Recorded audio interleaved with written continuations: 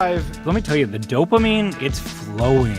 I am damn excited. Damn excited. We are so excited to be joining you guys tonight. Oh! Well, how you doing, man? Patrick. Will Sterling. Yeah.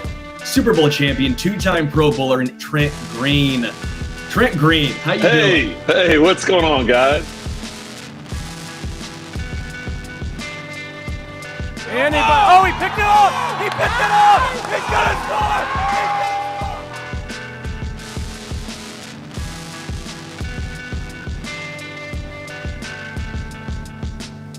And we'll see you next week. But until then, as always, go Chiefs. All right, welcome in. It's the Arrowhead Addict podcast. It is Thursday, January 15th. That means it's time for the OG Hour. Patrick Allen here with you, as always, joined by the original OG, Adam Best, co-founder of arrowheadaddict.com, and the reason we're all here. Adam, how you doing, man? You're out there in LA with the nice weather, and I'm here. I had to buy sand. We got an ice storm so bad yesterday, and I have this nice patio that I put in with stamped concrete, and if I put rock salt on it, it eats away at the design and everything and like ruins the patio. So I just spread sand. I got to spread sand around to grip, to walk on, and you can go to the actual beach and not die. Yeah, that's rough. I can't complain about the weather out here today, though. The only thing I can complain about is I'm tired because as I often do, I stayed up till 3 a.m. screenwriting last night. Sometimes I just, I get hot. Screenwriting is a very kind of like streaky thing. And when you get hot, sometimes you just don't want to put the keyboard down because I don't know, you may have like a 15-page day, but regretfully, it reminded me of a John Elway clip when he retired, when he said, after 15 years, my body just can't do it anymore. I'm done. I think I'm done. I think like today I woke up and I'm like, I'm just too the Danny Glover. I'm too old for this shit, man. You've always been a night owl, haven't you? Yeah. I've had stretches of trying to make myself a morning person, and I always kind of revert back. But I really think recently I've just been like, man, I got to reverse this and get up early in the morning or something. So a lot of writers are like that, but it does just get harder as you age. I mean, in my 20s and 30s, staying up till whenever and getting 4 hours of sleep, you're fine. But not now. Yeah. It's rough, man. Obviously with a kid now, I tend to go to bed really early.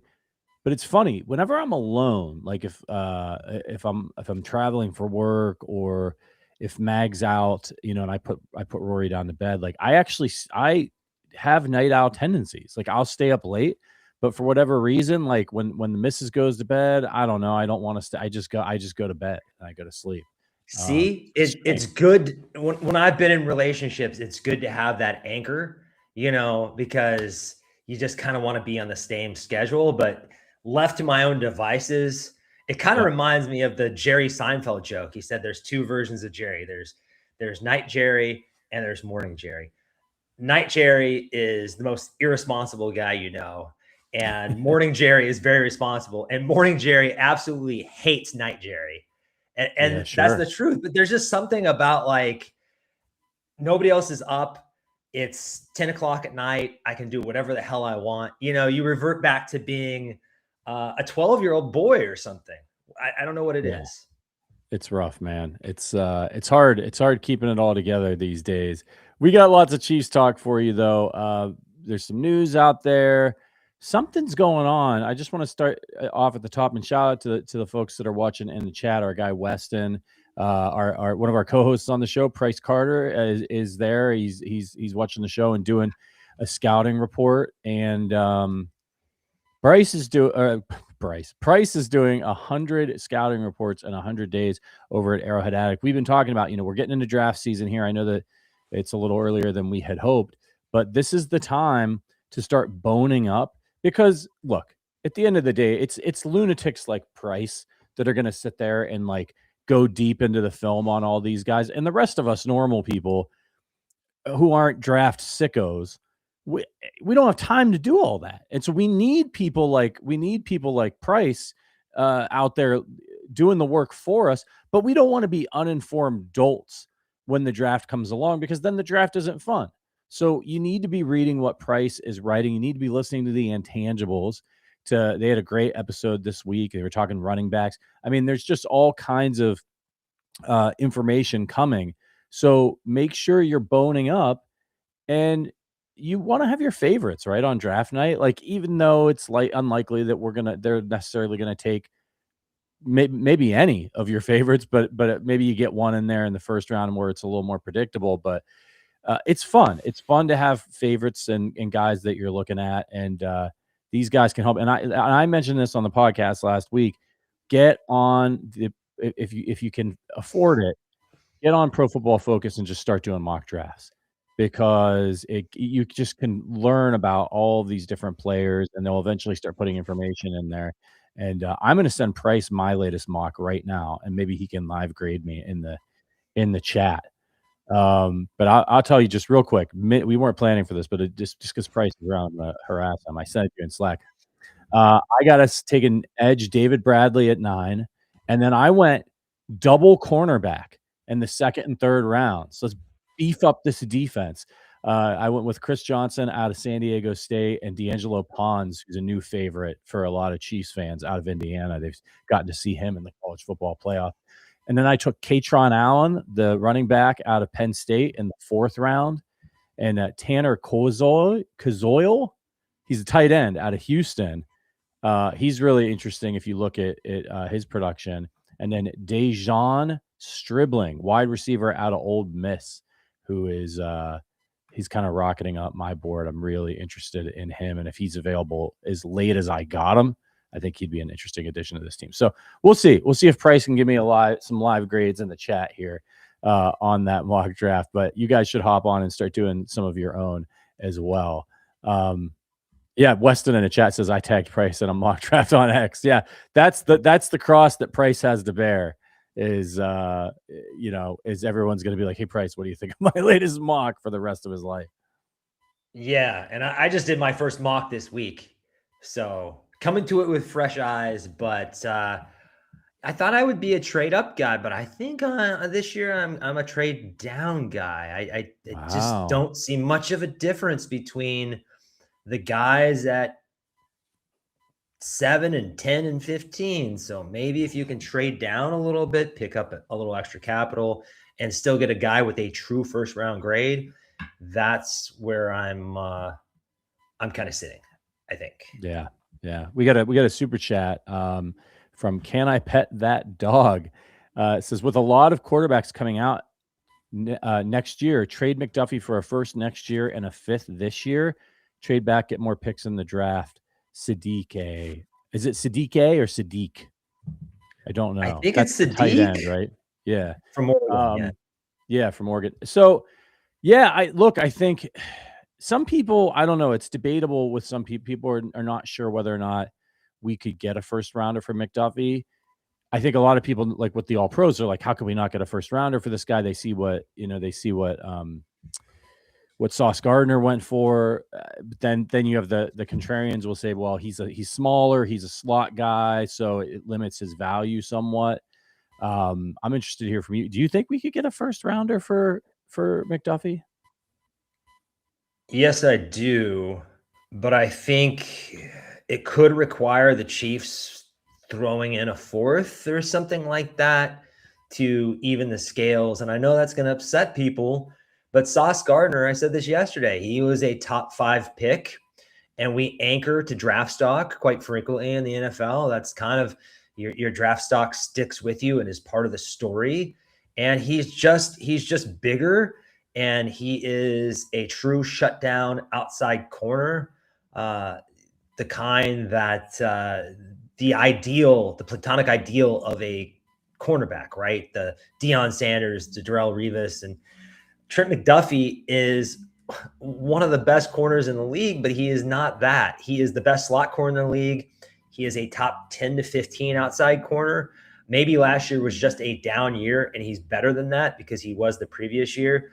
But especially with him not getting a new contract, that's the other thing. Sauce already had a contract that made it a little bit more possible for the Jets to eat money so the Colts could get a better deal. The Chiefs aren't. I just don't see Clark Hunt doing that. So there's no way we're getting 2 firsts. And I think we'd have to throw a little bit in to get 1 first. So a first and a fifth for McDuffie, probably not. It's possible, but probably not. Maybe you get a second this year. I think the situation where you get a first, maybe it is that somebody's willing to kick you their first next year, but they don't want to give it up this year. The Chiefs, everything has to be on the table. They have to take a look at it. So we'll see, man. I know they've got to restock the cupboard, and he's their best asset, and he's on a favorable contract for a year. So if they're able to pull that off, I hate to see him go, but they'll, and then again, it creates a hole, right? It creates another hole that they have to feel confident that they can fill with guys they already have and maybe in this draft. Yeah, and they can't lose both Watson and McDuffie. I mean, I guess they could, but that's putting a lot of pressure on Brett Veach, Dave Merritt, and Steve Spagnuolo to kind of continue to work miracles with the cornerback room. And I know we love Noel Williams, and maybe, hey, Christian Fulton came on a little bit at the end of the year, showed that he can still play. I wouldn't cut him at this point. I think it's kind of mysterious why he wasn't playing all year. So maybe that's the plan, is to just play those guys and keep backfilling through the draft. But it would be pretty gutsy to move on from CB1 and CB2 in the same year. Price's instant reaction to my mock. Pons is a slot only, very small, but a dog. So maybe that, maybe in my mock, maybe you get a McDuffie replacement there a little bit later, and then you obviously not a 1-for-1 replacement necessarily, but you get some other positions earlier. He says Allen is solid, but I don't think he's an RB1. That's interesting. I think he's pretty explosive. I don't know. David Bailey is his new number 1 overall prospect at the top of his board. So if the rest of the NFL sees the board the way that Price does, there's no chance he'll be available at number 9, but he was in my mock. Let's get into some of the news, Adam. So, man, Xavier Worthy, he's had his surgery on his shoulder. That's a good thing. How much do you think this injury impacted his development this year? We've already talked a little bit about on the podcast about Dave Merritt and maybe Connor Embry and maybe the how he wasn't helping to develop some of the younger guys. Do you think the injury also impacted Xavier in this season, or is it just is he plateauing? What do you think? What's the deal here? What can we expect? Well, in some regards, it definitely affected him. When it comes to fighting for the ball and coming back and trying to make a play and fighting through contact, I think it certainly hurt him. He's already a guy that struggles with strength. And if he's not training a lot on that shoulder, if he's not to simplify it, but shoulder pressing and bench pressing and doing all the things in the weight room he needs to do to stay as strong as he can throughout the season, he's already a very small, weak guy, like in the bottom 5 percentile in terms of, maybe the bottom 1 percentile in terms of size in the NFL. So that's going to be problematic. In terms of knowing where the sideline is or sloppy route running, no excuses, man. Yep. Yeah. And that's what you were hoping to see, the leap from a guy like Xavier Worthy in year 2. You usually like to see that from wide receivers. Didn't really happen. That doesn't mean it's time to close the book on his potential, but he's got to show something next year. If he doesn't, that's potentially bad news here. We'll see. Wishing him a speedy recovery and a great offseason of training. Some other NFL news to get to that I think is worth just touching on here, because it changes the landscape of the league and the AFC. Harbaugh goes to the Giants, so he's out of the AFC. So, thank God he didn't come to the Raiders, because it's just like every good coach is coming to the AFC and trying to make things harder on Mahomes and the Chiefs. And now we've got to deal with Peyton, and we've got to deal with the other Harbaugh. So, what do you think happens to the Ravens without him? Do they take a step forward where they kind of seem like they were stuck in neutral there these last few years, or do they take a step back? It's hard to say. I respect Harbaugh a lot. However, I'm going to lump Tomlin in with him too. Mike Tomlin, who stepped aside as the Steelers coach. Seems like a mutual arrangement there. Both the franchise and him wanted to move on, thought it was time after 19 years. These guys are floor raisers, but I'm wondering if they ran into a ceiling problem where they just couldn't get their ball club over the hump anymore, And I think the Baltimore Ravens, given that ownership there has been good, Eric DeCosta is a very good GM, and they have a top 5 quarterback in the NFL. That's the most attractive, most lucrative job on the market right now. So they're going to get their pick of the litter, in my opinion. So I think we should be concerned. They may have someone who can unlock another level in Lamar Jackson. Now, the issue with Lamar is with his health and his age, has he lost a step?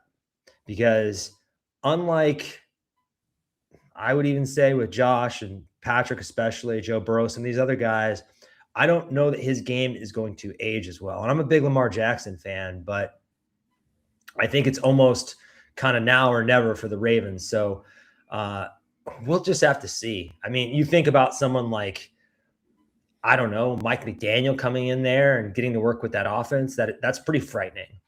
As far as getting Harbaugh to New York, yeah, I mean, you see what he did, bringing so much stability to Baltimore, and how he kind of mentored and brought along Lamar Jackson and put some of the right pieces around him.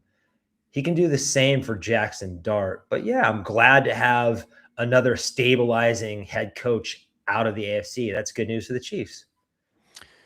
Yeah, I wonder though, the difference for me is, I don't know. I don't think the Eagles ever should have moved on from Andy Reid. I think there's ways to figure out, like, when things get a little stale or you have a couple off years, I think there's ways to work through that.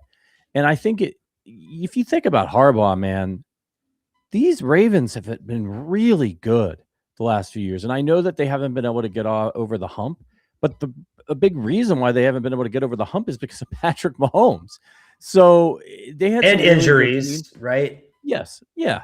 And look, it's a results-based business, right? And yes, Patrick Mahomes is fantastic, and Andy Reid and the Chiefs had a dynasty and stuff, but Patrick Mahomes has had to overcome Lamar Jackson, a multi-time MVP, and Josh Allen, and go on. He had to do that on the road in less than ideal circumstances with less than ideal personnel, and beat some really good teams in the Super Bowl as well.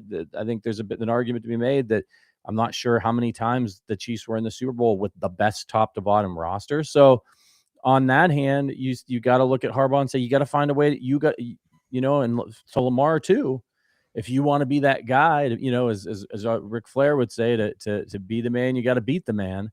And they haven't been able to do it. And then this year when the man was down, they're not even in the playoffs. So, and I know they had injuries and things like that, but it is what it is. So we'll see how the change shakes out. It's interesting looking at the AFC, Adam, trying to figure out, is this a one-year aberration? Because things have been, there's always some change and parity, but it's been the Bills, it's been the Ravens, it's been the Chiefs, and everybody else really for a number of years here now. And now you're looking at this playoff field, and the Patriots are back, and the Jaguars were in the mix there for a minute and look like they could be formidable. So it's Houston and that incredible defense that they have. Do you think that this is setting up the stage for the new normal, where it's going to be the Broncos and the Chargers and Drake May, or will we see a return to normalcy or what we've been used to next year? I think it's an aberration. I think it's an outlier. With one exception, I think Drake May and the Patriots, may have a shot to join that fold. But and hey, maybe I'm still underestimating Sean Payton and the Broncos, but they had 12 come from behind victories this year. Alex Smith said it. I agree with it. They're the weakest 1 seed in recent memory. Hell of a team, huge accomplishment. I will be very, very, very surprised if they make the Super Bowl. I'll be even more surprised if they win the AFC West next year. They dethrone the Kings. My hat's off to them, but it's the show me state. They need to show me again before I believe it. And the last thing I wanted to chime in here with is I get what you're saying about Andy Reid, and it's tough to move on from a guy like this, but our own, also the Chargers' own, Marty Schottenheimer once said, after 10 years, you kind of have to call it with a coach because locker rooms start to tune out the guy and you kind of lose your grasp on the culture. And what we're seeing with Harbaugh and Tomlin and maybe even our own Andy Reid, and we'll see. I still think he has the ability to rebound and reinvent this ball club a little bit. But there may be some merit to that. Marty, obviously, one of the most experienced coaches in NFL history, one of the better coaches in NFL history, even though he didn't get a ring. So him saying that, there's a lot of merit to it. You think so? I mean, the way that's the I thing. do. The way rosters turn over, though, it's not like the guys that were here in 2019. There's nobody left, hardly, from the 2019 team. So you know what I mean? I know it go. It's like a, it's like a family, a legacy, and there's lineages of players, and they maybe that's how it passes down. But it's not like the guys that are on the team this year are like tuning out Andy because they're like, man, we've been hearing this shit since 2019. Like they weren't on the team. Yeah. You also might just get sick of repeating yourself, and it may be like an internal thing. And sometimes as you get older, the crazy thing about the Steelers is this is only the third coach they've had in Mike Tomlin since the moon landing. So, and they keep hiring 38-year-old coaches, and it keeps working. And it's sort of a young man's game where you constantly have to be at the edge of innovation. It's one of the hardest working jobs on the planet. Like it's not being president of the United States, but it's probably like not that many tiers down, right? In terms of stress and pressure and how demanding the job is. Obviously different stakes. But I don't know. It just seems like it's kind of a young man's game, and it goes back to what we were talking about earlier in the show, where staying up till 3 a.m. when you're getting into your 40s is not the same as these 38-year-old coaches who are just grinding. So maybe that's part of it. Yes, indeed. And speaking of the Chiefs, we're going to talk about the offensive coordinator search and Andy a little bit here in just a second, but there is a press. I'm not telling you to leave the live show, but there is a press conference going on. It's about to start over on the Chiefs YouTube channel with Patrick Mahomes. I haven't heard anything about this until just a few minutes ago. I don't think it's anything serious, but he's the speaker at the press conference, which is interesting. So we're going to keep an eye on that as we roll the show here. And we're going to talk offensive coordinator candidates. But before we do, football playoffs are here, and Underdog is the best place to play to get in on all the gridiron action. Playing on Underdog is easy. You just pick whether your favorite players will go higher or lower on stats like touchdowns, rushing yards, and receptions, and more. If you get them right, you could win up to 5,000 times your cash. I have a blast playing on Underdog. It's a great second screen experience while I'm watching sports. This week, I am going to go with Bo Nix lower than 214 and a half passing yards. I think this is where it all comes crashing down for the Denver Broncos, and I think he's going to struggle. And give me Josh Allen higher than 213 and a half passing yards. With Underdog Unwrapped, you'll unwrap all kinds of promos all throughout the holidays. We've got boosts, gimme picks, deal reveals, and even some surprises sprinkled in. Now's the best time to get in on the game. So what are you waiting for? Download the app today and use our promo code Arrowhead Addict to score $75. I think that went up. And bonus entries when you play your first $5. That's promo code Arrowhead Addict. Underdog, make picks, win money. Must be 18 plus, 19 plus in Alabama, Nebraska, 19 plus in Colorado for some games, 21 plus in Arizona, Massachusetts, and Virginia, and present in a state where Underdog Fantasy operates. Terms apply. See assets.underdogfantasy.com/web/play and get terms _DFS_.html for details. Offer not valid in Maryland, Michigan, New Jersey, New York, Ohio, and Pennsylvania. If you're concerned with your play, call 1-800-GAMBLER or visit www.ncpgambling.org. And New York, call the 24/7 HOPE line at 1-877-8-HOPE-NEW YORK or text HOPE New York to 467-369. All right, just a minor stumble there, but one of my better ones, I think. Yeah, the URL is tough. It's rough. I get nervous when Sterling's on the show because I know he's judging me. You know what I mean? Yeah, that happened to me yesterday, and I said, it's like Juju trying to sprint with Tyreek. It's just not going to be pretty. But yeah, you got through it. Okay, let's talk about the Chiefs offensive coordinator search and just the big question that I have about it, because there's really been zero news. Matt Nagy's contract is over. It was reported that he was probably he had, I think, 3 head coaching interviews. I don't know if he's going to get any of those, but also that he may be looking to move on to a role that allows him to call plays. And I guess my question for you is, will Andy bring the change we want to see? Because the more I think about it, a lot of people are talking about Mike McDaniel and all of these guys, because they want new ideas, because they feel like the offense has gotten stale under Andy. But we're hearing nothing about anybody, the Chiefs talking to anybody for offensive coordinator positions. And the other thing is, do these guys like why would Mike McDaniel want to be the offensive coordinator for the Chiefs? Unless it's obviously attractive because it's Patrick Mahomes. You get to work with Andy Reid. Like, that's very attractive.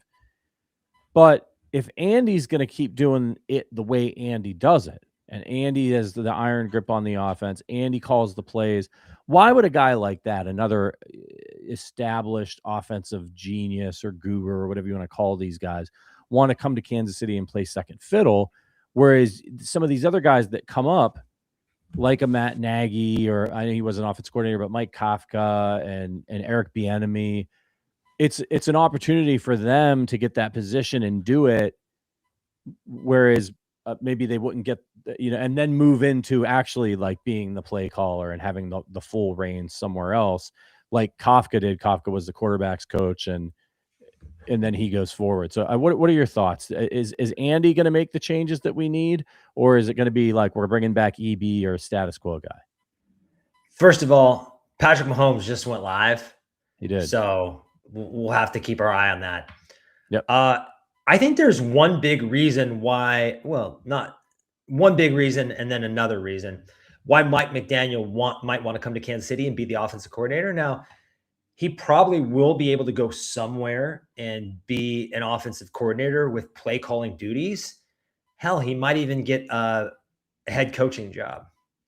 But I'm not sure if you're Mike McDaniel and you believe in yourself and you're as innovative as he is, that you want to go to the Arizona Cardinals with no quarterback of the future, bad ownership group, all those kinds of things.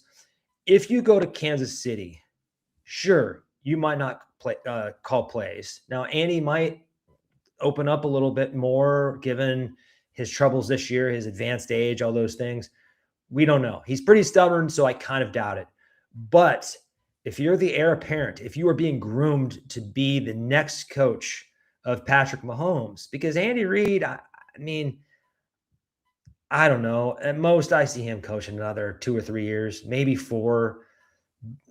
I think that's pushing it. I think we're nearing the end with Andy. I just really do, because of his age and how long. He's the longest tenured coach in the NFL. That tells us that things are much closer to the end than they are at the beginning. And, Mike McDaniel putting himself in line to be the head coach for the second half of Patrick Mahomes' career, that's pretty lucrative. I think the other thing is just like brand management. Come to Kansas City, your reputation's not going to take a hit being part of this program. Like this year, I think everyone thinks it was just a blip on the radar, kind of a fluke, a confluence of unlucky factors, and that they're going to be right back at it, winning 10, 11, 12 games next year and in the hunt.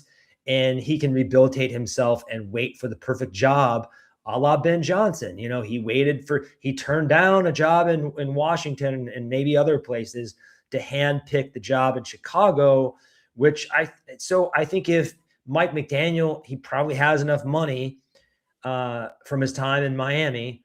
If he's being strategic, he could come to Kansas City and try to get like the ultimate job, whether it's here or somewhere else.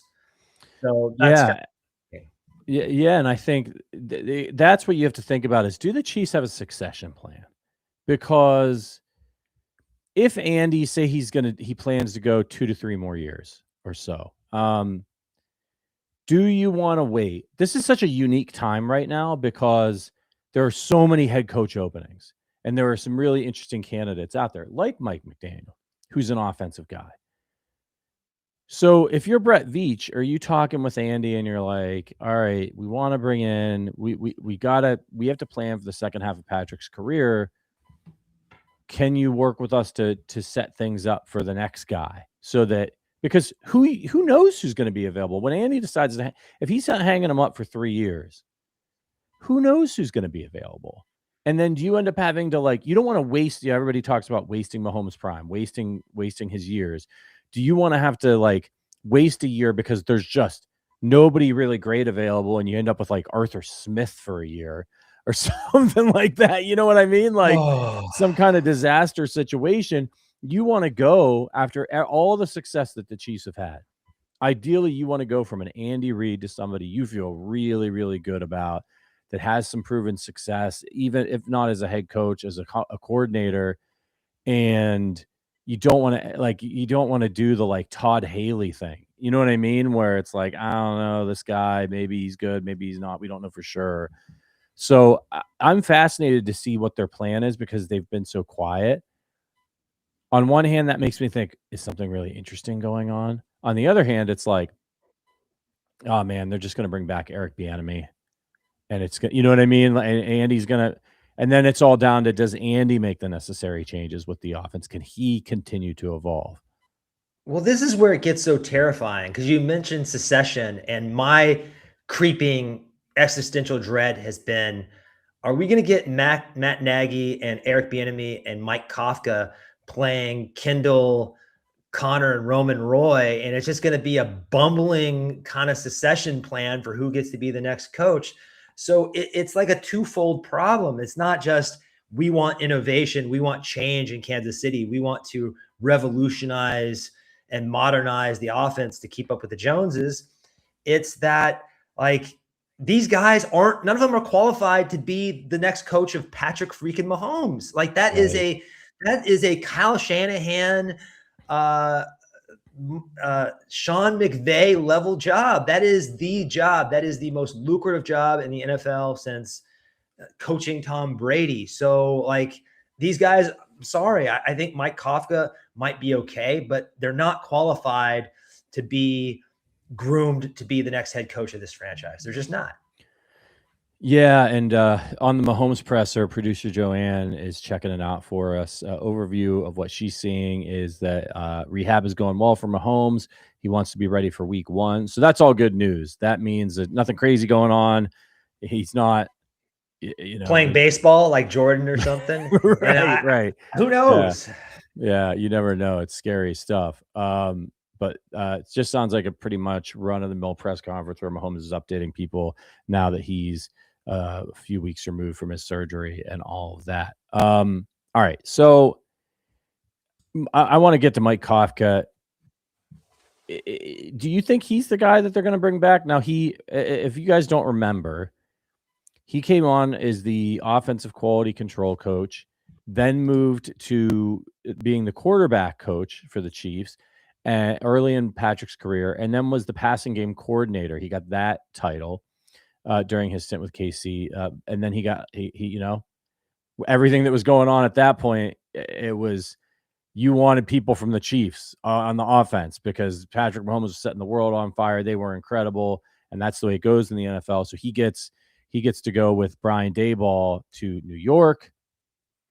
Things don't obviously work out there. They learned that, in fact, Daniel Jones is not Patrick Mahomes, and but they had some success at points with Daniel Jones, and at periods where he played well.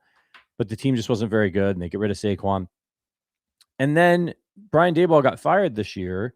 Kafka takes over, and he coaches the team, and he goes 2-5 down the stretch which I actually think is really impressive because they were decimated. They lost Cam Scadaboo. They had a rookie quarterback.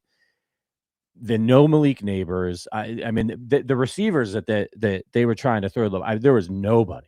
With all respect to Darius Slayton, who was like injured half the time. I mean, the Giants were really, really, really banged up. He still managed to get a couple wins.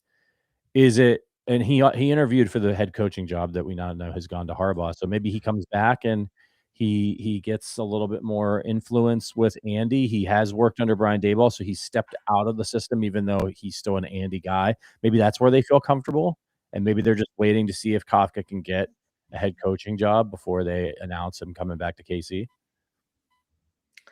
Sure, and I like that he's interviewed for a couple head coaching jobs. I think he interviewed for the Titans, Bears, Saints. So it's good to see that other teams are considering him head coach material. That makes you feel like, well, maybe if there is a guy that's kind of in this tree that Andy loves and trusts, a lot of this comes down to trust. Kind of a sidebar here. I do think Andy is going to be more open-minded than he probably has been during his entire time in Kansas City. I do think he's going to seek outside counsel and look at new places to steal stuff from. But I think he's going to charge people he trusts with bringing that change. So they may really be doing a ton of outreach to learn and discover and shake things up. But I think the people that implement it are going to be people that he trusts. That's just kind of how Andy Reid operates. And if you look at Daboll, his history, he's kind of a New England Patriots guy. He worked with Saban. He's been around Josh Allen and Sean McDermott, now the head coach of his own kind of system in New York. I think that's the closest thing we're going to get to an outside voice, unless like Cliff Kingsbury comes in and Patrick Mahomes kind of orchestrates that. But even Cliff Kingsbury, as Sterling's been pointing out, a lot of shotgun runs, a lot of RPOs. So even he's a little samesies. But I would say that like these guys are the most likely candidates. I really don't think Eric Bieniemy is coming back. Like the Chiefs aren't dumb guys. They may be stubborn, but they're not dumb. They know what the optics of that would be like, right? And I also think maybe this is naive on my part, but I really think it is part of it. Matt Nagy's out there looking for a job, and he technically is not under contract, but I think the Chiefs are probably being patient and doing him a favor. And if they immediately started interviewing before Matt Nagy had a job, I don't know. Maybe they're doing him a solid. Is that a crazy thing to ponder? Yeah, I don't know. I just think if they were aggressively trying to fill that role with somebody interesting, they would be aggressively interviewing people, because these guys are out there right now. And Mike McDaniel he's taking head coaching interviews, but also offensive coordinator interests. So they're not doing anything. It's not but like the Broncos and Rams, some of these top young candidates are not able to interview because they're still in the playoffs. So there's also that. There is that, but you would think that they would be doing their due diligence. There's no reason to wait on the guys that are available now, and they're not talking to anybody, at least as far as we know. So it'll be interesting to watch. Alex Smith, he's the one that suggested in an interview with Kay Adams that he wouldn't be surprised if they brought back Mike Kafka, because I think I've got a bit of a quote here from Alex. He said, Andy just rarely brings in someone outside his circle. And that is a guy who played with Andy for a number of years. So it's not out of the question, but sometimes, can you teach the old dog new tricks? And if you can't, can the old dog teach himself new tricks? And I think that's what we're all going to be waiting to see. Is he's reinvented this offense before.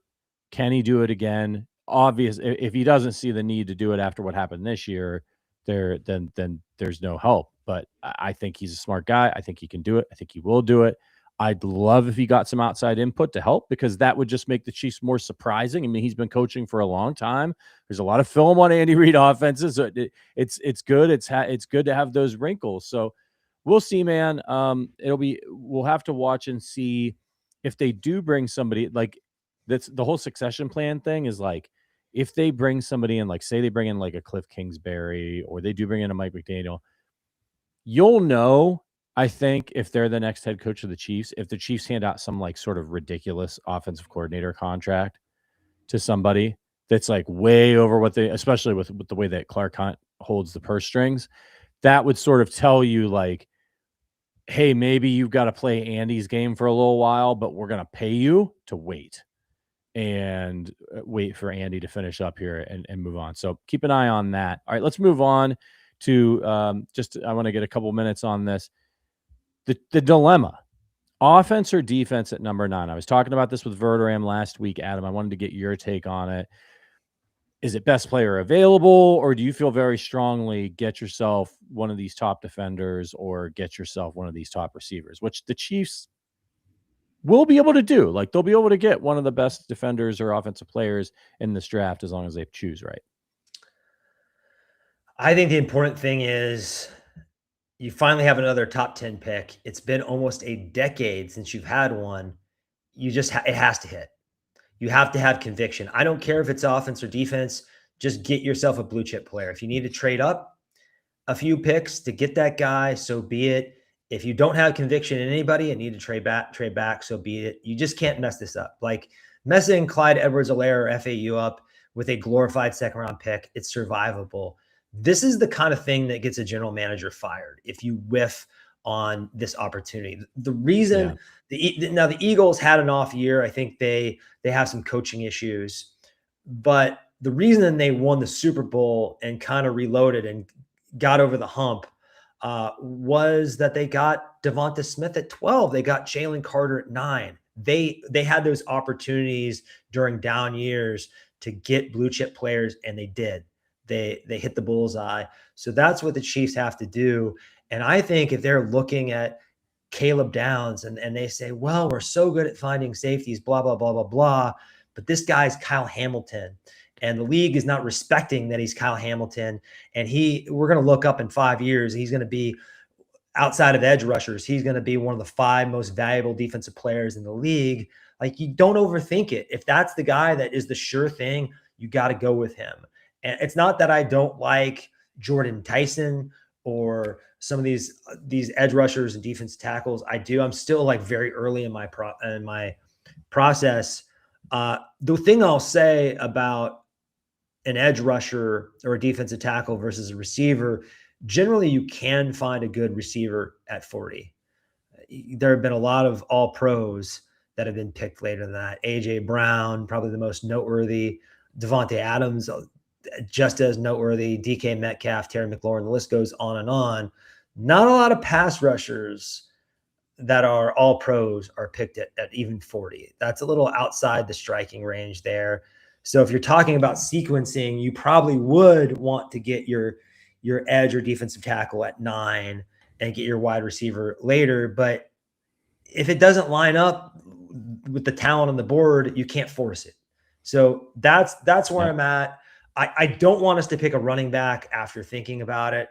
I think this is a good free agent class. I think you can get one at 40 or 30 or 74. So I hate to give you a non-answer, but it's kind of BPA. I think so too. You got to get the best player. And I really think they should consider moving up if they need to. Some of the teams in front of, they're in a unique position, and that I know we hate giving up extra draft picks, but the Chiefs are in a unique position in that a lot of the teams in front of them stink. The Chiefs don't stink. They had a bad year, but they have a talented roster and they have Patrick Mahomes. So a lot of those teams need picks. And if moving back to 9 is not crazy, you could still get a really good player and you can get some good picks. The Chiefs, the impact of who's in front of the Chiefs? Like the Raiders. The Raiders I'm not saying they're going to move up to number 1, but I just one team I'm pulling out of air, right? Like they stink. They have needs all over the place. Getting Caleb Downs does not change the Raiders' fortunes one iota. It makes them a little bit better, but they're still going to stink. They need picks. They need a quarterback, right? So with some of the quarterbacks, if there aren't a ton of quarterbacks in that top 10, if the Chiefs want to move up to number 5 or number 6 or something like that, Well, them getting one of these blue chip, like no doubt, guys like Arvell Reese or Caleb Downs, like, Bain, like these guys, they get these guys. It makes an outsized impact for them because they're already a good team. Like they're a good team. They have the ability to turn around, they were just at the Super Bowl. They can turn around and do it again.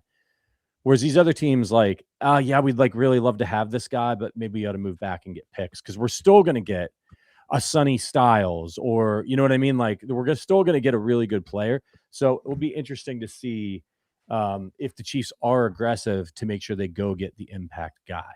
We're running out of time. So I want to get to our favorite segment here, Patty's Power Rankings, where we talk a little bit of movies at the end of the show. So Adam and I always do this. We're big film guys. We pick a year and we give you our 3 favorite movies from that year. Not necessarily the best, but our faves. And this year we are doing 1997. This was a banger year, Adam. I'll kick us off with my honorable mentions. I'm going Air Force One. Just an iconic, fun movie. This was a great year for like ridiculous, over the top action thrillers. And Force One with Harrison Ford's "Get Off My Plane," all of those great. And it's just a speed. It's speed on a plane, basically. That is a fantastic movie. And I got an honorable mention for I Know What You Did Last Summer. Not a great movie, but really watchable. A lot of fun. Great cast: Freddie Prinze Jr., Jennifer Love Hewitt. I mean, it's a lot of fun playing off some of the urban legend stuff. And a hilarious name that lends itself to hilarious sequel titles as well. But number 3, I'm going to go with The Devil's Advocate. Just fantastic. You get anytime and this actually for me is the year of unhinged performances that like, you know what I mean? Like, yeah, Pacino, and getting to see Pacino and Keanu, in the same movie, and just both doing what they do best is fantastic. And it's Pacino's like last monologue portion of this movie is friggin' fantastic. He's incredible. I love Devil's Advocate. Check it out if you've never seen it, if you're a little bit younger. He takes what he was doing in Heat and turns it up even higher somehow. Yeah, and then you have, I think Keanu is infinitely watchable, but his accent is objectively like bad in this movie, but it doesn't matter. And then you have Charlize with the crazy perm. It's just a wacky movie, but it totally works. And it even prominently features Trump's penthouse. Who's the actor that plays Coach and Mr. Incredible? Craig T. Nelson. Yeah, so he is this troubled real estate tycoon, and when they visit him, his place is Trump's place. Yeah. So it all comes full circle. I wanted to mention in my honorable mention, I know you're a big Vanilla Sky guy. Yep. So there's a movie called Abre Los Ojos that is the Spanish version that they remade loosely. And it also stars Penelope Cruz. If you guys haven't seen it, it's worth checking out. I feel like this year with another movie called Insomnia out of Sweden that Christopher Nolan remade, it was kind of like ground zero for let's take good movies from other countries and remake them. Yeah. But really quick, my 3 honorable mentions. Face Off, speaking of unhinged performances. I'm so glad you put that on there. I wanted to. You will not find more unhinged performances than John Travolta playing Nick Cage and Nick Cage playing John Travolta. Just hamming it up, man. Yeah. Boogie Nights, like, God, how many times can you watch that movie? And then Austin Powers, something I've seen 100 times. Great. Just had to throw those out there because this year for me was the hardest year we've done yet. I don't know if it's because I was in high school and these movies like made me fall in love with film. But number 3 is just something I'm personally higher on than I think a lot of people. I'm a big John Cusack guy. And this takes place in Chicago. It was a book that took place in the UK and London, and they moved, or no, I'm speaking of High Fidelity now. My brain is actually scrambled. Also a good movie. I'm conflating my Cusack titles because I really wanted it to be in Chicago. This movie takes place in Detroit. Take two. It takes place in Detroit. It is called Grosse Point Blank, and it is John Cusack and Minnie Driver. He is a hitman who, after prom, disappeared for 10 years and comes back to the girlfriend he stood up in his high school reunion. And it's just a crazy movie. It's hilarious. It's very, very watchable. I think that's kind of the theme today. A lot of watchable films in this one. I had a feeling that movie was right up your alley and would be on your list. Number 2 for me, God, and I love Face Off. I mean, you can have an evening where you can just sit down and you can watch some of these movies. Face Off. On Castor Troy. Right. Castor Troy. Yeah, Air Force One, and my number 2, Con Air. More just, this is actually more of a subdued performance from Cage, because you get the crazy from everybody else in this film. But the accent is crazy though. Oh yeah. It has you get Steve Buscemi, John Malkovich in this one. Everybody's incredible. Completely ridiculous movie, but one of my favorite lines, where one of the baddies on the plane says to Nicolas Cage, "You know what I am?" And he looks at him and goes, "Ugly all day." I mean, it's just filled with ridiculous lines like that. He's got the long hair. It's fantastic. I could swap out probably Con Air for Face Off. I mean, just that's a great double bill, by the way. Just watch Con Air and Face Off if you want like a Cage insanity. John Cusack pops up in this movie. Like, it's just completely, it's great. It's fantastic. I love Con Air. It's you want to talk about a popcorn flick, man. It's Michael Bay, everything explodes. You could even do a triple header. You could start with Nick Cage and Face Off. You could get a little bit more Nick Cage and Con Air, and then you bring in John Cusack, and then, you go to Grosse Point Blank. You could have a weekend full of these movies and be just ridiculously entertained. Number 2 for me, it's a movie that we talked about, I think, on the first time we did our movie segment, where we ranked Quentin Tarantino films, and Jackie Brown was a surprise number 2 on my list, behind Only Inglourious Bastards. Elmer Leonard was my favorite author growing up, he and Tolkien. And this is Tarantino's adaptation of his book Rum Punch. So I don't know. I know it's a little more understated than most Quentin Tarantino movies, but very good. I revisit a lot. I think it's maybe like his most mature movie, his most deep movie in a way. And it's one that I find myself frequently revisiting.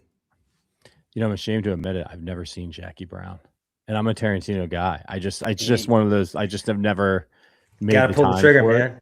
Yeah. It's long. It's long, so I can see 2.5 hours. But yeah, I got some travel coming up. Maybe I'll get it on a plane here. All right, number 1 for me is Good Will Hunting. Just a tremendous film. Really great performances. Robin Williams is unbelievable in this movie. We get. This isn't the film debut for Affleck or for Damon, but obviously they wrote this movie. It was a cool story in and of itself. You get Stellan Skarsgård is like really, I think, underrated in this film. His performance is really interesting and layered. It's just a fantastic film. You get a little Casey Affleck in there as well, playing Chuck. Or no, sorry, Chuck is Ben.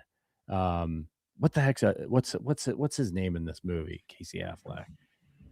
I just remember like my sister constantly quoting Chuck, I had a double burger, when he's in the back seat and Ben Affleck puts the burger up on the dashboard for layaway. It's fantastic. It's like Morgan. I think it's Morgan. Anyway, fantastic film. Good Will Hunting. If you've never seen it, what are you doing?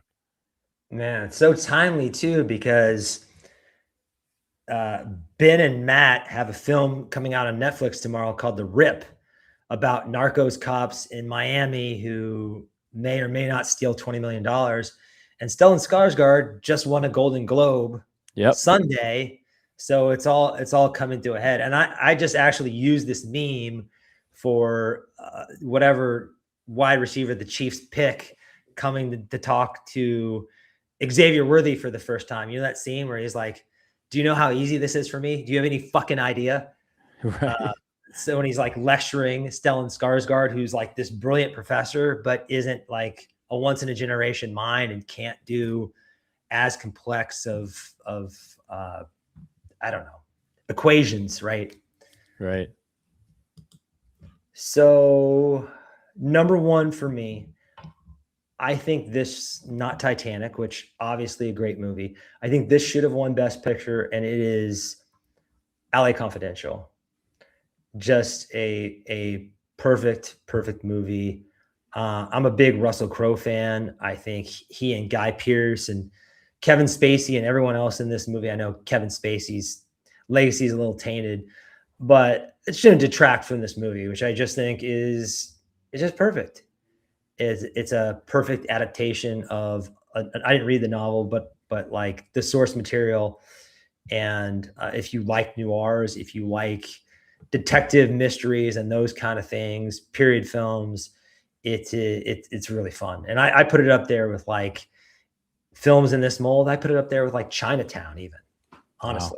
Wow. Chinatown's such a good watch. Mag loves LA Confidential. I haven't seen it in a while, but it's a good one.